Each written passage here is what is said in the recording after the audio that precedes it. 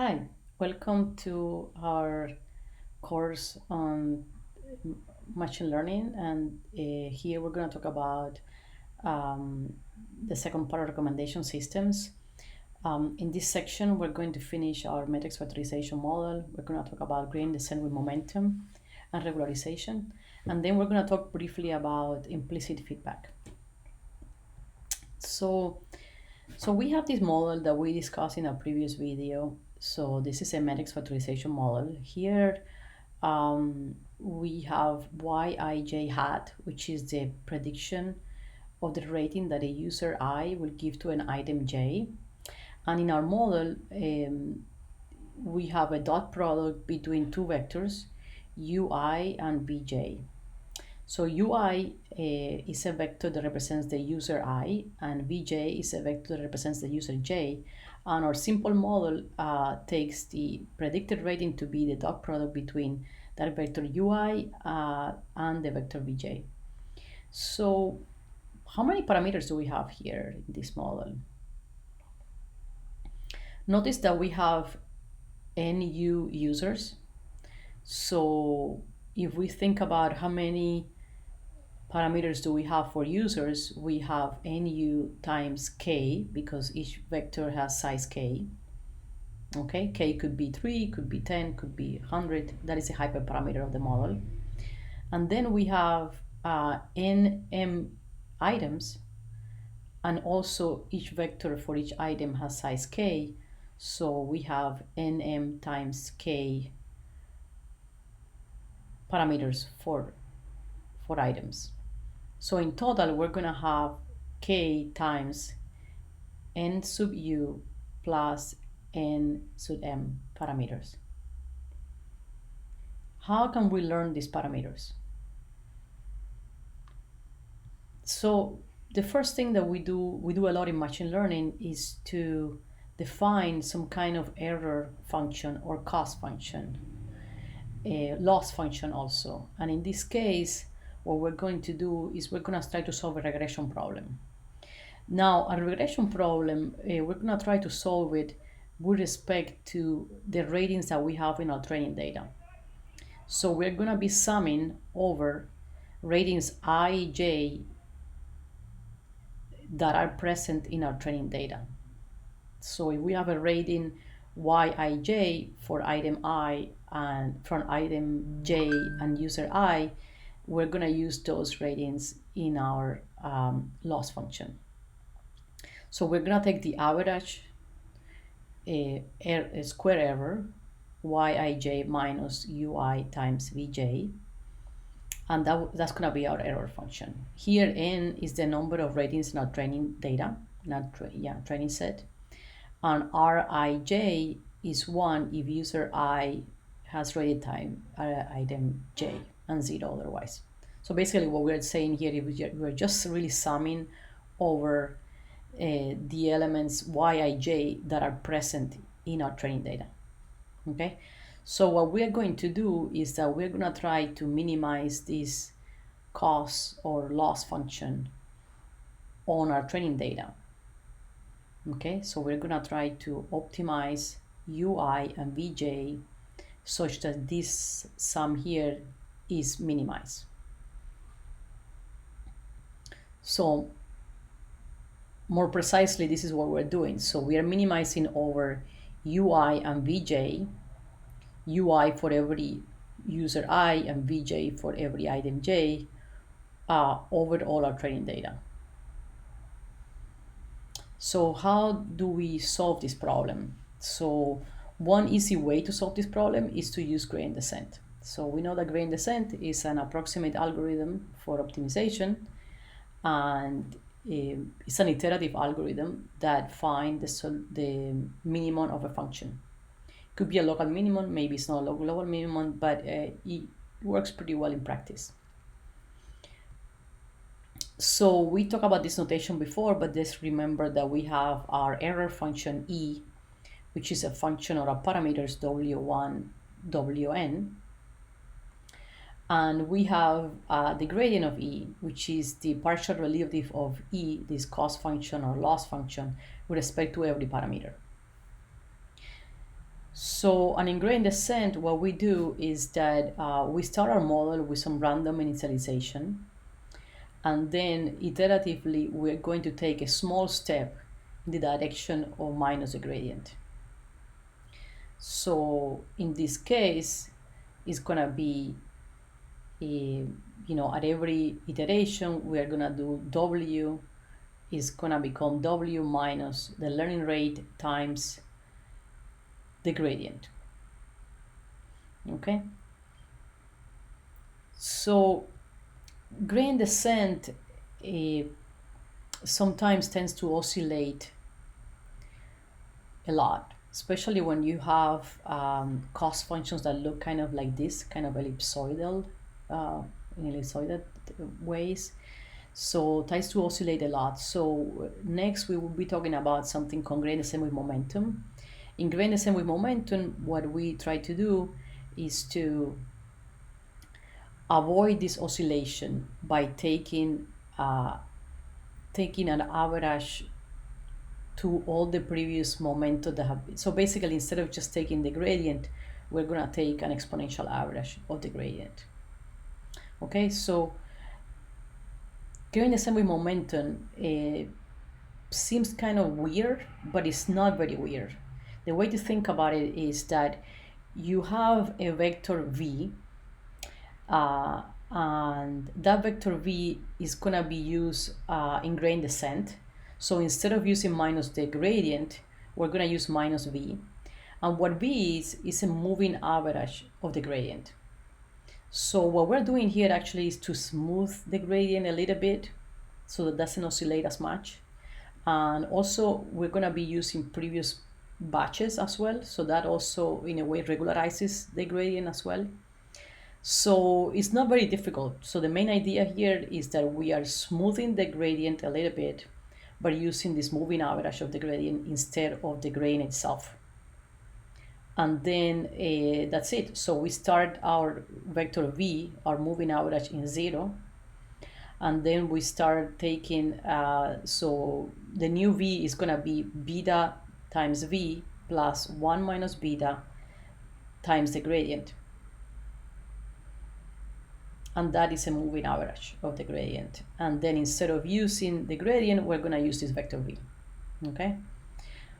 What it does is that, as I was telling you before, it's like smoothing the gradient.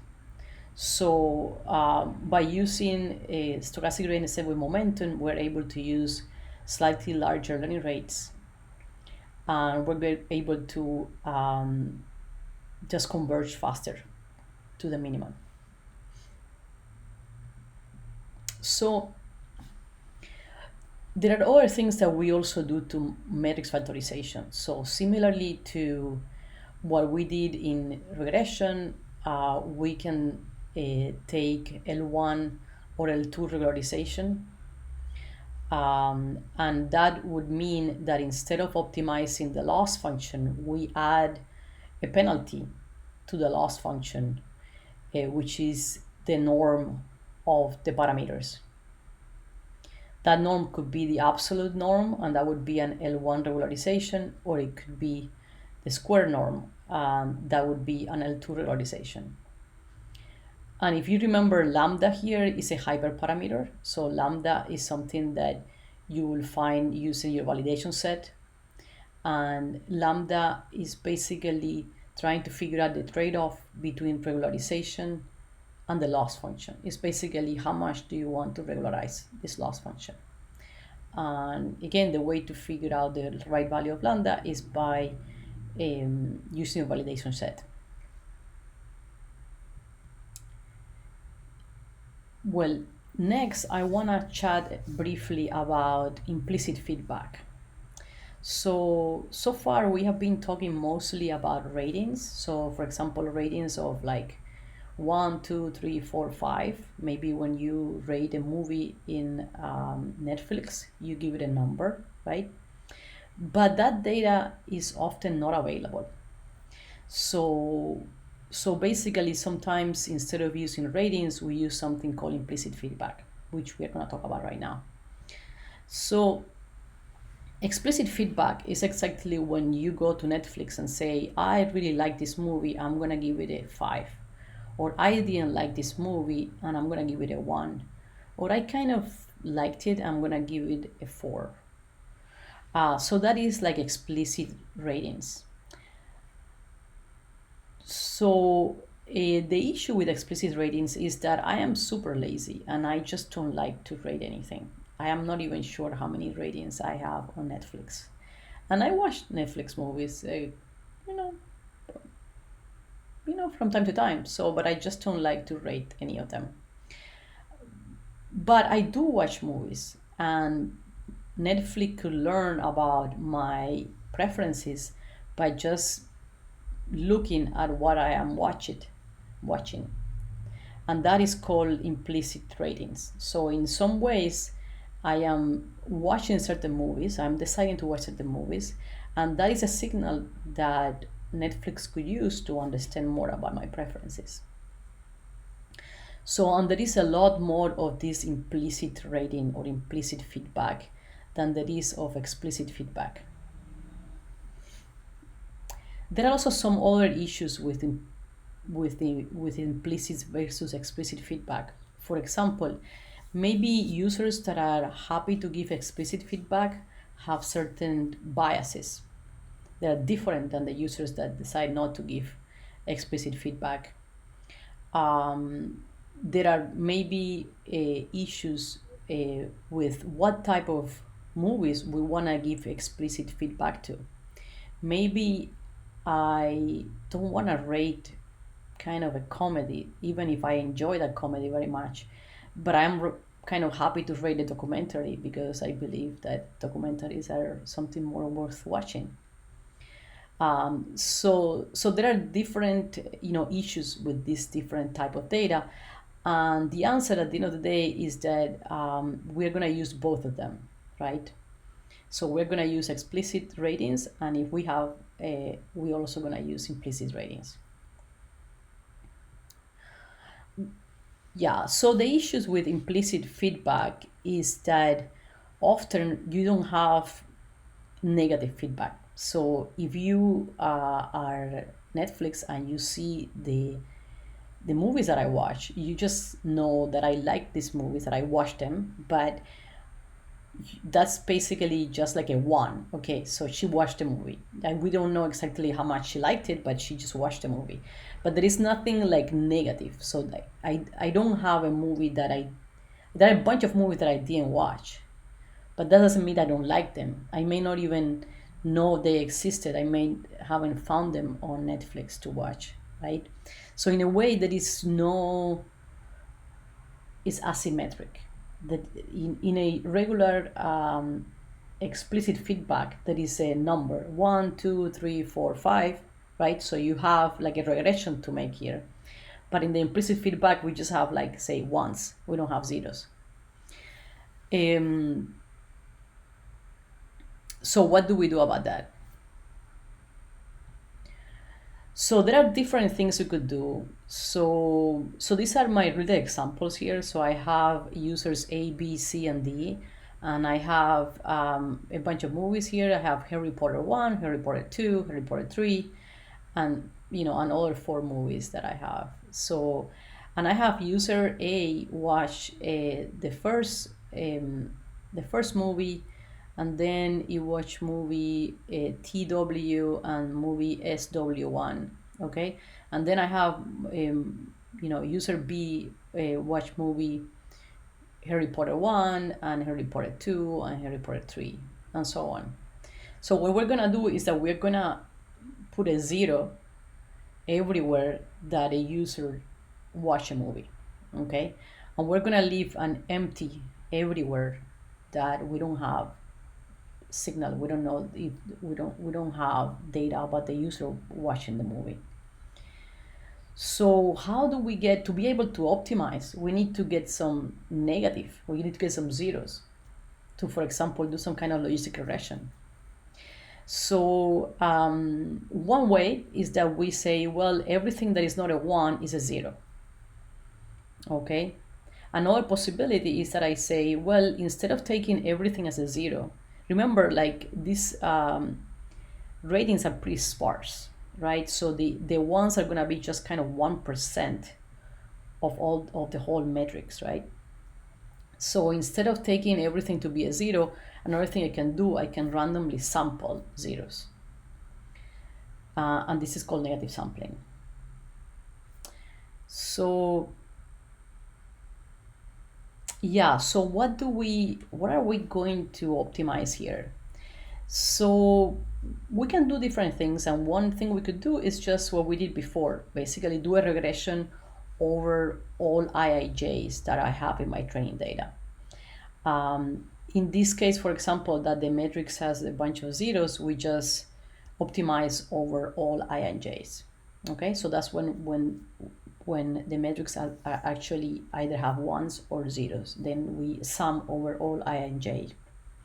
This could be a bit expensive, and you're gonna have a lot more zeros than ones as well. So maybe one possibility here is that we weight the ones more than the zeros, so we give less weight to the zeros than the ones.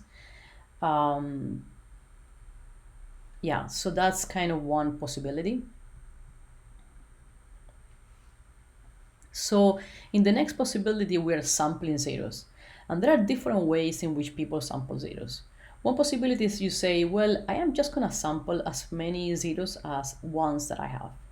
Or I'm going to sample k times the number of ones as zeros. Or you can say, a user that views more movies, I am going to sample accordingly the number of zeros. So if a user sees watches like 3 movies, I am going to put 3 zeros. If a user watches like 300 movies, I'm going to put 300 zeros. So that's kind of another possibility. And the other one is an item-oriented sampling. Is basically you're going to sample instead of zeros on users, you're going to sample zeros on items. And that the way you do that is by doing an inverse relation to popularity. So if an item is very popular, it's going to have less zeros than if an item is not very popular. So that's how we do inverse relation to popularity.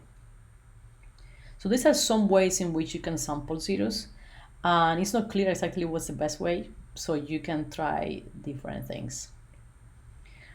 I wanted to mention that we can use metrics factorization as an automatic feature generation. And let me show you this example here.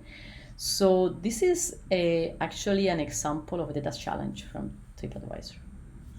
And a student at some point gave me this example, and I thought it was pretty interesting. So you have an activity file that has each users or the hotels that the user went to.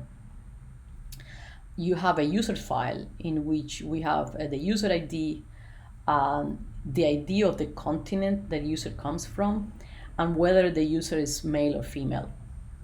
And finally, you have a hotel file in which you have a hotel ID and the star rating of the hotel. Okay? And you can try to solve this problem in different ways, and I'll give you one way in which you can try to solve this problem. So one thing that you could do is to take the activity file and try to use that data to do metrics factorization. So here again, the way to use these activity files is this is your positive data. This is your implicit ratings. So you assume that the user liked this hotel they went to, right? And then one possibility is that you can go ahead and sample negative ratings. So you, for every user, for example, user 1 went to 2 hotels, when you're gonna sample 2 other hotels at random and give them a 0. Okay, so all of the hotels present in this file are gonna be given a 1. So user 1, hotel 39 is gonna be a 1. Now we can have user 1, hotel 44 is gonna be a 1. Now you can sample some hotels, maybe 2 hotels for user 1, and you're gonna give it a 0. Okay. You do the same for user 2, user 3, and so on, right? And then you feed this with matrix factorization. What that is going to give you is it's going to give you a learned representation of a user and a hotel. So by feeding this data into matrix factorization, that's what you're going to get. So you're going to get a vector that represents each user and a vector that represents each hotel. Now you can take these vectors together with this other data available and try to do a classification. Try to do this as a classification problem. So again, at this point, you probably the classification have to have a target, and the target could be these zeros and one that we have generated. But now you have a table, a tabular data, in which you have the user vector, the item vector, the hotel vector. You have whether the user is male or female. You have the content of the user, and you have the star rating of the hotel. So you have a lot of more features, including a vector for a user and a vector for an item. Later on in this course, you can ask me, how can we do this directly with neural networks? And I will tell you how to do it. But right now, you can try this, and it kind of works. So on why automatic feature generation? Because by doing this, we generated a vector for each user and a vector for each movie. Sorry, for each hotel in this case. Okay, so I'm gonna stop here, and in the next video, we're gonna talk about content-based recommendations.